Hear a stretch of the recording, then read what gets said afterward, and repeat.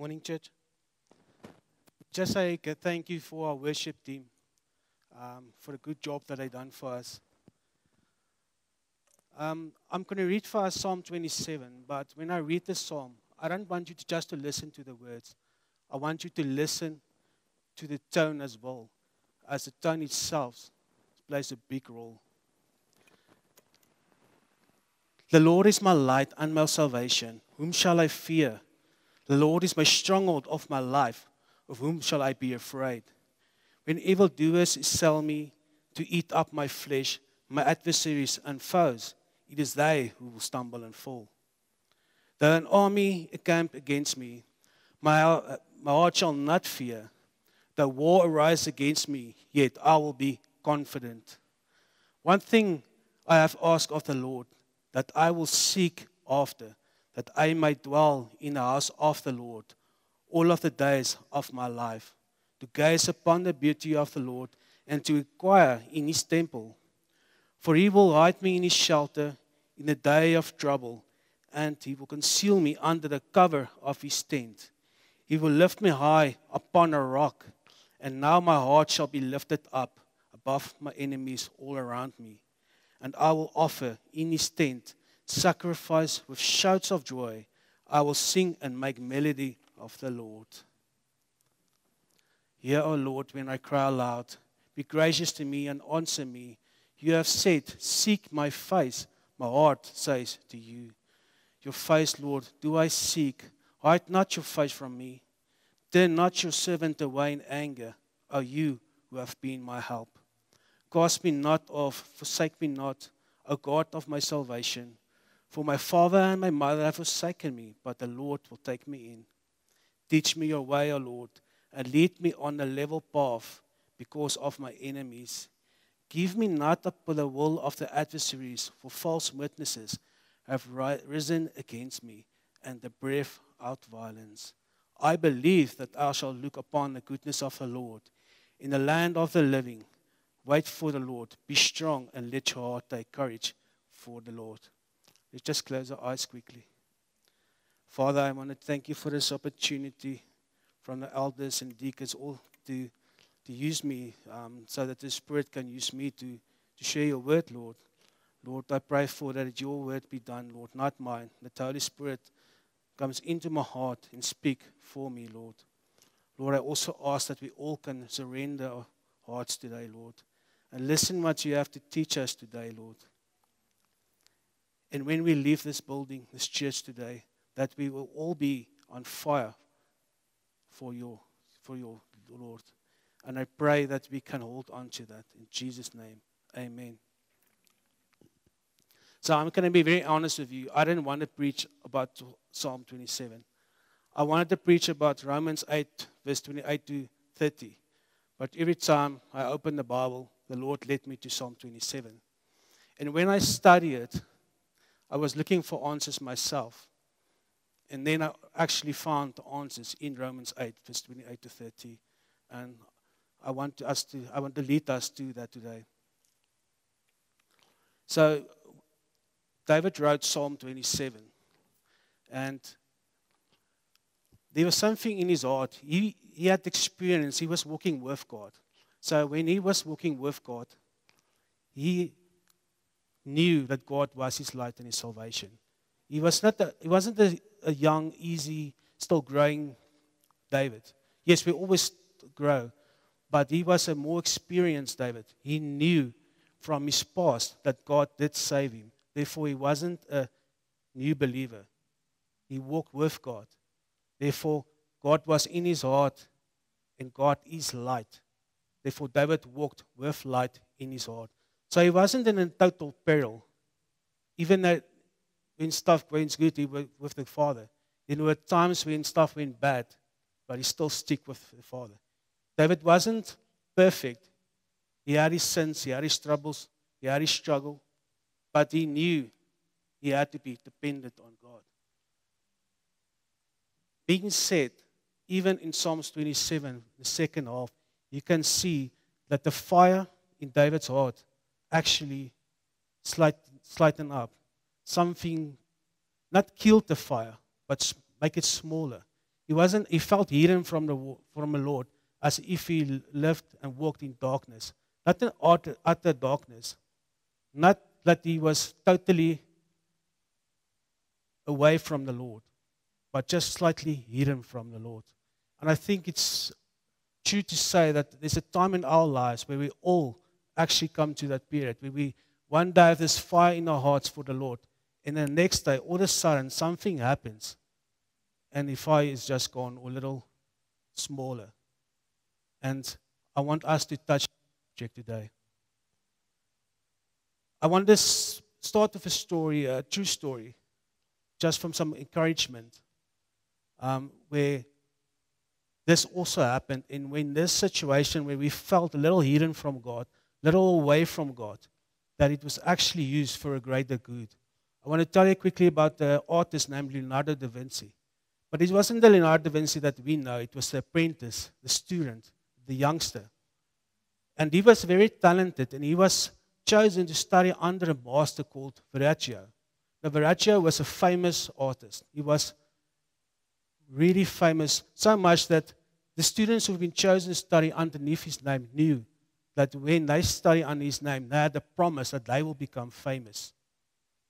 And that is a promise that Leonardo held on to. So, but to his surprise, when he started to study under this name, he didn't study with his paintbrush. His first lesson was not with a brush, it was to be humilified. He had to learn to humble himself, to surrender himself to the master. He started by cleaning the floor, grooming the floor, washing the windows. He did stuff that he thought the master did not see. But yet, the master had his eye upon Leonardo. As time goes by, Leonardo got more and more to do. And then he started to imitate the master. He would learn to draw like the master, not like he wanted to draw, but draw like the master. Paint like the master, mix the colors like the master, even choose the colors like the master. And that is when he felt a little hidden away from the master, as if he walked in the shadow of the master. But there were a promise for him for the future that he held on to. So he decided to hold on to that master. And the master saw that into Leonardo. And eventually he grew up so quick that the master chose him, Leonardo, to finish his greatest masterpiece called the Baptism of Christ. And in that masterpiece were an angel that he gave to Leonardo to paint. But he did it so gloriously, so perfectly, to the likings of his master, that Verrocchio decided to put down his brush and vow to never paint again. He didn't feel overwhelmed by Leonardo. He was beaten. He felt fulfilled. Because Leonardo da Vinci didn't finish his greatest masterpiece for him. He became his greatest masterpiece. And I think we all are called by our Heavenly Master to become his greatest masterpiece. I want to share a verse in that for us.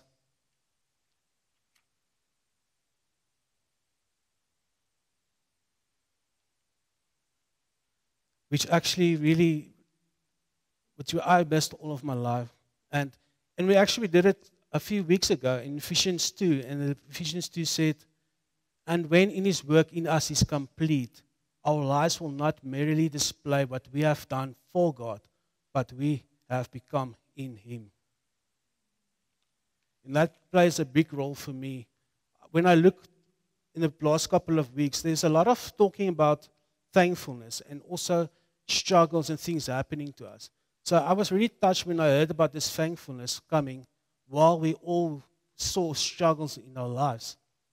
And I think David knew that as well when he went through his struggles. He knew some way that there is a reason for it. He had the knowledge of it, maybe not the complete understanding of it, but he decided to stay with the Lord, even when he was in his darkest of places. David knew that our Father are the light and the salvation. And sometimes I want to ask you, do we really believe that we are in walking with the light in our Lord? Have you ever asked God, if you are so loving and you're so caring, why did you let that 12-year-old girl die from cancer? Just an example. Because if He is so good, why does it happen? Now, I just want to say, is there certain times that we maybe have to look at ourselves and think, maybe we should take responsibilities for our sins and stop blaming God? I'm just asking, I just want us to think about it. Because I love my wife, Agnieszka, with all of my heart, but I notice if I tell her, I love you so much, stay at home. I don't want you to go and work. I don't want you to go and shop. I don't want you to go anywhere because there are so many people that's going to hinder you, going to bother you. Rather stay at home. Then I'm going to add to that. I'm going to tell her, no, don't eat that. I'm going to buy you other food because that is not good for you. I'm not sure that is going to go well, to be honest. And when that happens, it can go on so much. When is it not love anymore? When is it exactly the opposite? Isn't it better for me to say, go and do your life, go and live? And when the life bothers her, when it hinders her, when she makes mistakes, I'm the one that's going to her and try to save her, try to deliver with all of my abilities. I just want to ask, is that so much different to God? Isn't that maybe part of His plan to give us freedom? And we have to choose whether we want to walk with Him in light or not. Because we have to be dependent on the Lord. Without the Lord, it's going to be a dark world. We're not living in Genesis 1 anymore. Genesis 1 was a perfect world. Darkness came to us. The devil came to us. The enemy came to us. And He changed that. Now we're living in Genesis 3. And it's a dark world, but we have to acknowledge that God intervenes. Just the possibility for us to stand here and to become a church and to have this moment is graceful. I don't think we always understand what the separation of God really is. When Adam and Eve sinned, God did the first sacrifice and He clothed them. He intervened immediately. And that promise never stopped. It's still here. And the enemy doesn't want us to be doing this, but still God intervenes. We have the light, and we need to acknowledge that. So I just want us to think about it and keep it in your heart, especially when you're going tonight to bed. Just think about it and think what everything did, what God did for us in our lives. Maybe, just maybe, we can ask little less questions and keep on the hold of the Lord more. I believe, and David knew it, that God is our light and salvation. Doesn't matter in what time period you are. Are you working with light or working in darkness?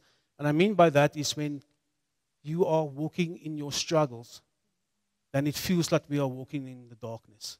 We need to walk with God. We need to have the light in our hearts so that doesn't matter in what struggle you are, you're not in complete peril. God is our light and He is our salvation. Coming to salvation, I also believe David, when I studied Psalm 27, David didn't only thought about salvation and deliverance in the likings of this world. When I see how he seek the Lord's presence and how he seek to live in the eternal life, the land of the living, referring to the eternal life, I noticed that his deliverance, his salvation is in this world and the next. And that is why I want to talk about and share. Do we really believe that we are saved? Do we really understand that we are saved? You get the old verses that says, once saved, always saved. Or some believers say, once saved, always saved. But also, there was Jesus coming and He walked with us. And He said, not the opposite, but it guided to total understanding that we understand. And I want to share that 2 verses. Well, it's actually, it's just 2. John 10, verse 28 to 29 said, I gave them eternal life, and they will never perish.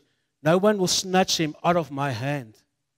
My Father who's given them to me is greater than I, and no one able to snatch him out of my Father's hand. So many believe once you made a promise to God that you are saved, if I can use the word promise, they think they cannot lose their salvation. But We need to have this understanding. If you make a statement saying salvation, it is not from our side, it's from God's side when He decided you are saved. We are not getting saved by a sinner's prayer alone, or by a baptism, or cursing out demons. We are truly saved when we are truly surrendered to God. When we humble our hearts, inviting the Lord in, let Him work in us to transform us, to do good, to be Christ-like. We can't work our way up. We have to do it by relationship. Jesus was not confused when He said in Matthew 7:22-23, on that day many will say to me, Lord, Lord, did we not prophesy in your name and do many works in your name? No, Jesus knew if you are truly saved, truly surrendered, you can't work your way up. You will let the Holy Spirit in and let Him work with you and transform you to do that good. I have a verse that I want to use us to back it up. And I think that is actually very important that we understand what the Holy Spirit is doing for us. In our men's meeting, we're actually busy with that as well. And we all have knowledge of it, but the true understanding, it's a different question. So let me just find that quickly. Sorry about that.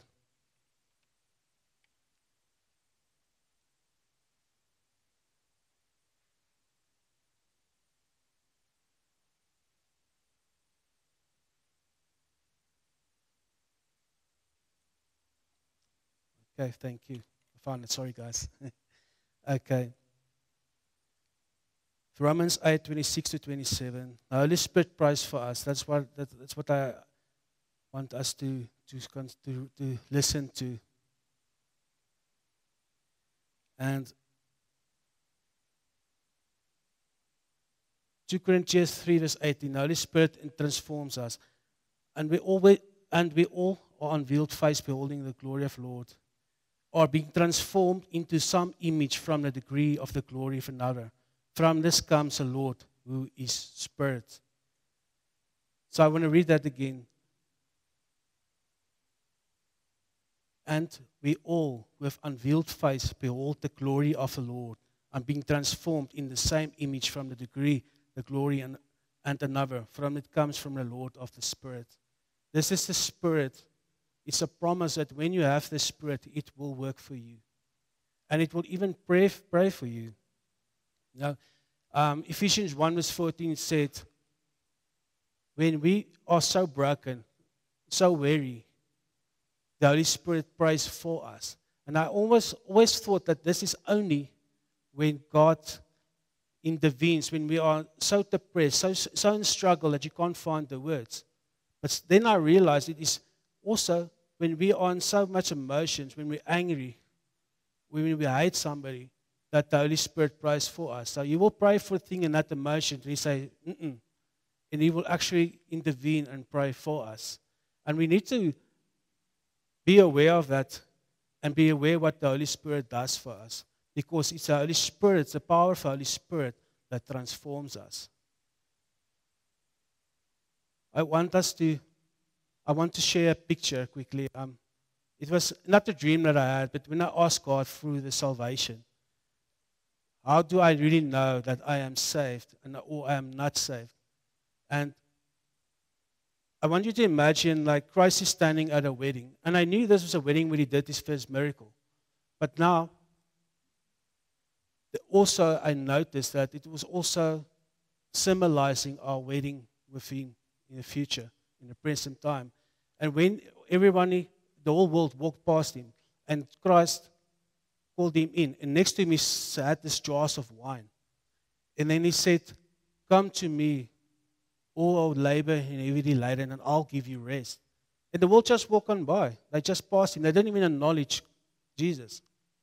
And then some come on a wide road, and He called them again. And they acknowledged Him, but they went for the wine, and then they ignored Him. And Jesus invited them to drink from this jar of wine, and they drank from the jar of wine. But this wine made them drunk. It made them foolish. And they walked off with the world, fighting with the world, trying to climb their way up, doing good things. But they were so foolish, so drunk that they didn't even realize that they sat at the same table as them. It wasn't a table of Lord, it was a table of demons. Because the cup that they took the wine from was dirty. It was symbolizes their hearts. So it made them drunk and made them foolish. And then some of us came along and we walked on the narrow road. And Jesus invited us and we heard his voice because we are sheep. And when we came there, we were in so much for what he had to teach us. And he invited us to drink from wine and we were willing. But our hearts were clean. We took out the cups and it was a clean cup.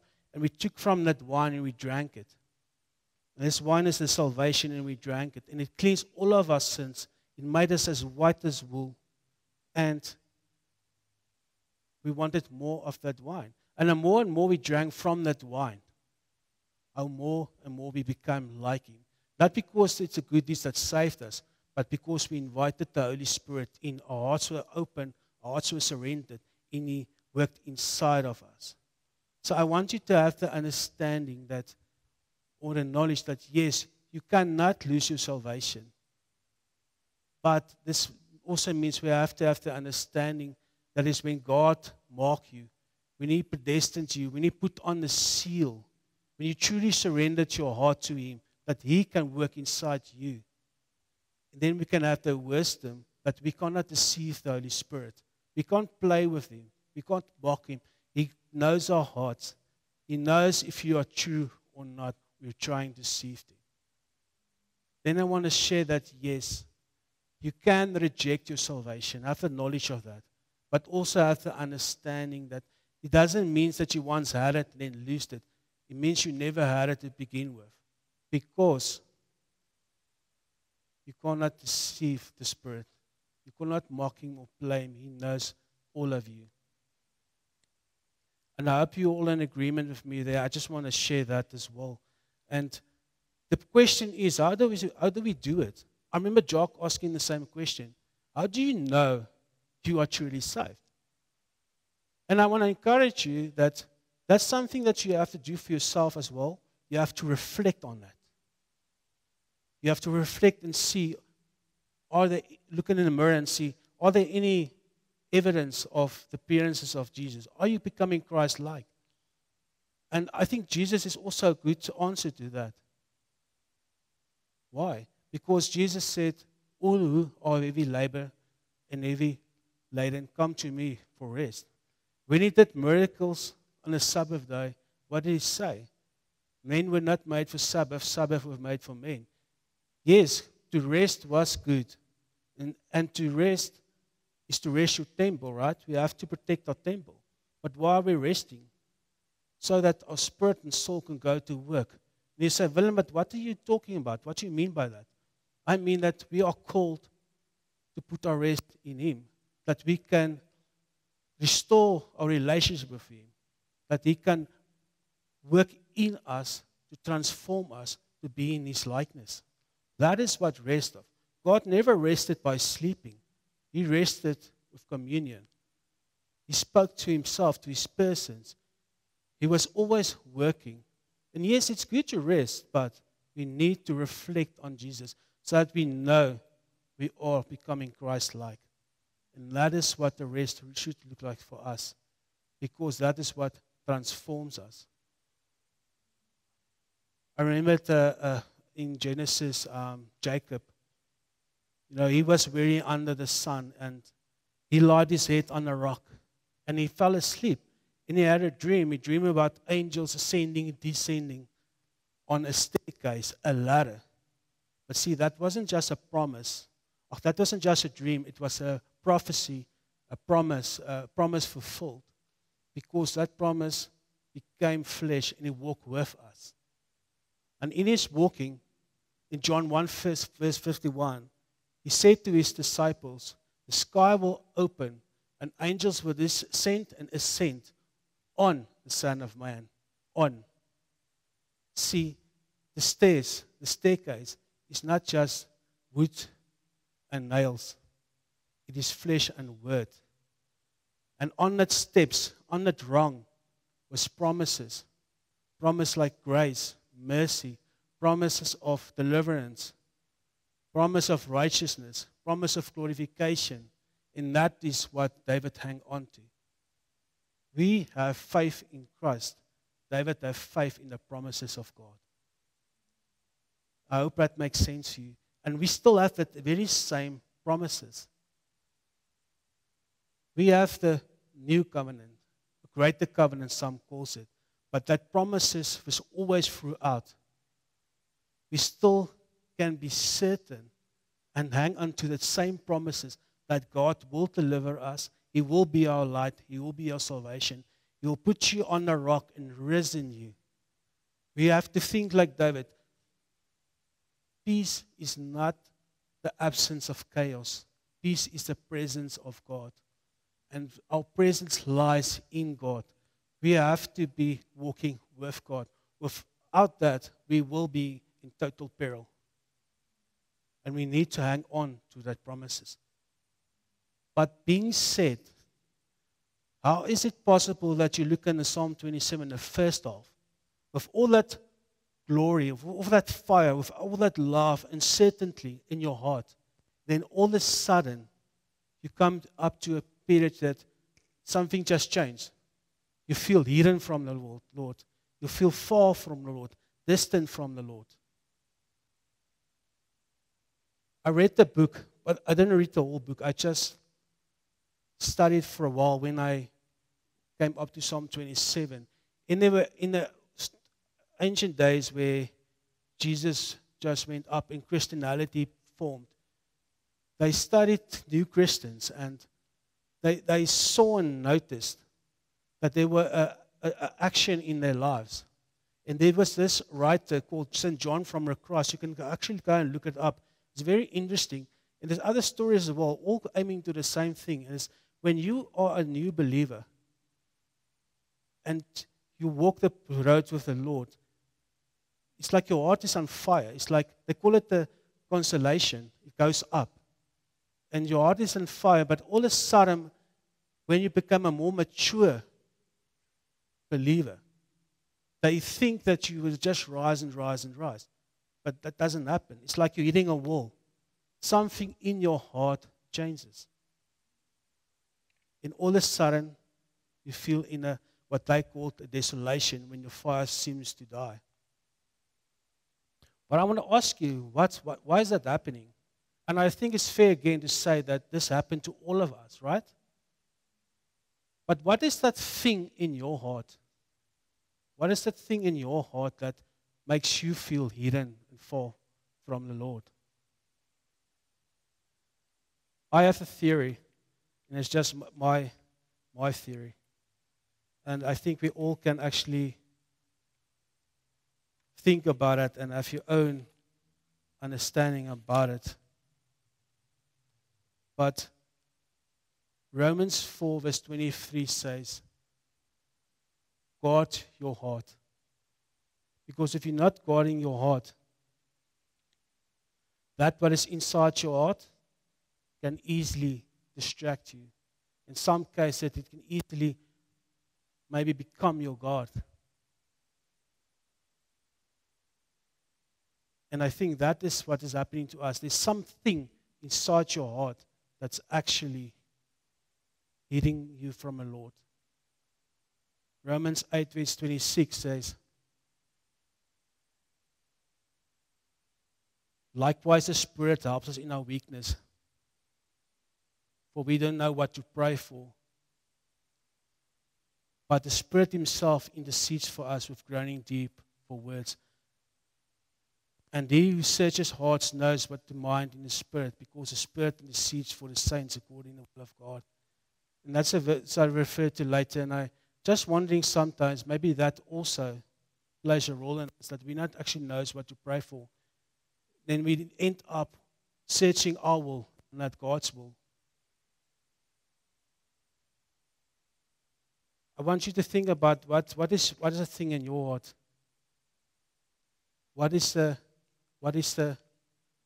thing that is really disturbing you from the Lord. And I just want to give you a second to really think about it.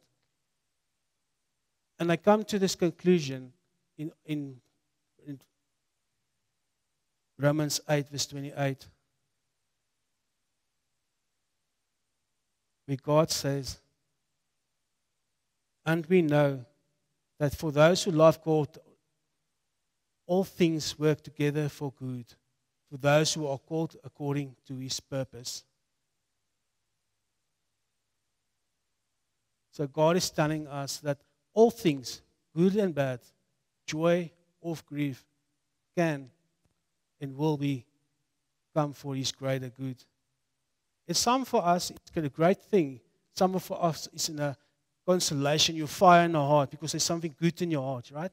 And you allow the Lord to use that for His good. But then what happens to some of others? Some of us are in grief and heartbreak, brokenness.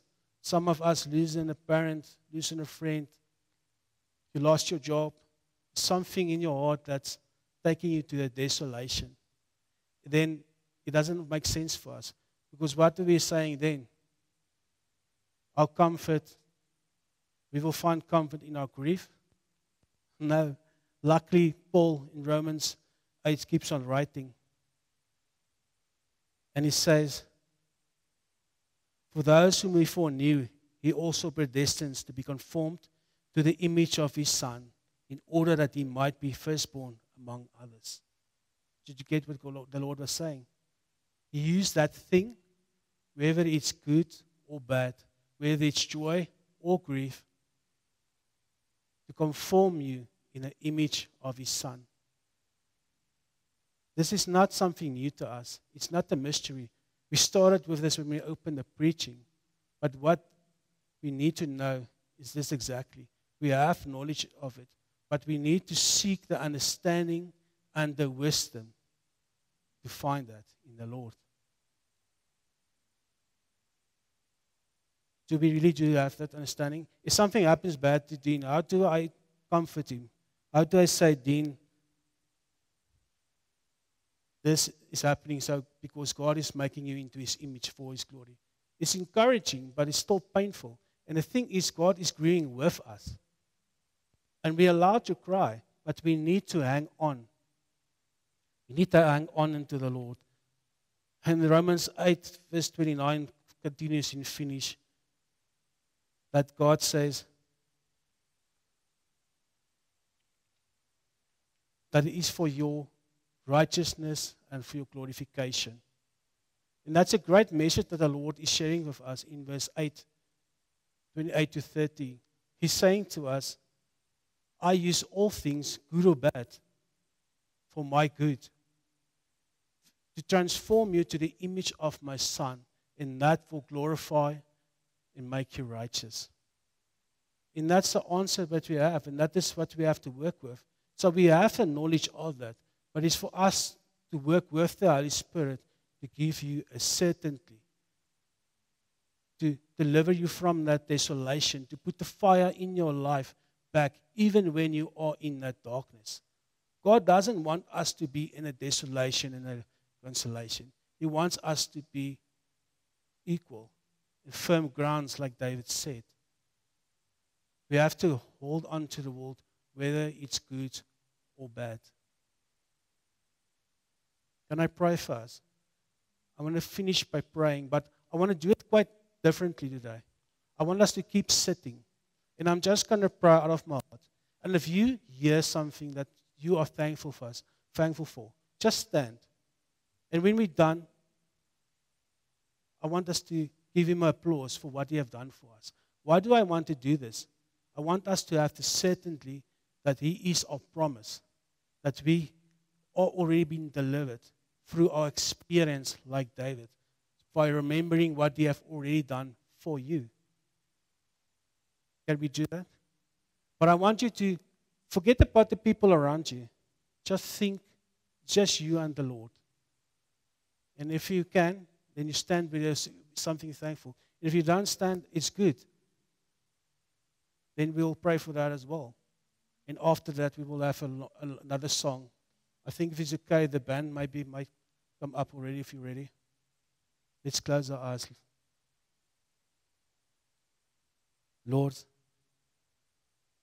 I just want to say thank you for what you've brought up for me, Lord. And I pray that this message that you had can transform others and give them encouragement, Lord, as well. That all things, whether it's good or bad, is for your glory, Lord. That you can use that darkness that once separated from us, that you can actually use that same darkness to bring us back to you, Lord. To shapen us to the image, Lord. Lord, I pray that we can all humble our hearts and let you work with us, Lord. Lord, and I feel some of us here are in a desolation, Lord.